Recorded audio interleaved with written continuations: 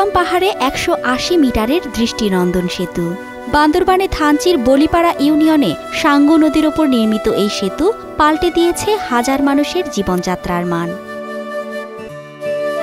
স্থানীয়রা বলছেন, একসময় বলিবাজার, থানচিবাজার, স্কুল, কলেজ কিংবা উপজেলা স্বাস্থ্য কমপ্লেক্সে যেতে ভরসা ছিল নৌকা। শহরে পৌঁছাতে সময় লাগত ঘণ্টাখানেক। কিন্তু এখন সেতুর মাধ্যমে অল্প সময়ে মূল শহরে পৌঁছাতে পারছেন ১৫ গ্রামের কয়েক হাজার মানুষ। যেমন নদীর পানি বেড়ে গেলে নৌকা দিয়ে যাতায়াত করতে হইতো, ব্যাপারটা খুব রিস্ক হয়ে যাইতো এবং সময়ের ব্যাপার।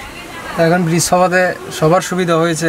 2 কেজি ঝিঙা নিয়ে বাজারে এখন ছিঁড়ে এখন আনতে পারি। আমাদের এত সুবিধা হলো। কেউ বুদ্ধ হয়ে যায়, কেউ নৌকা ডুবে যায়, কেউ মাছ মারা যায়, কেউ অতিরিক্ত বৃষ্টি হলে বন্যার কারণে মাঝে মধ্যে স্কুলে যাইতে পারতাম না।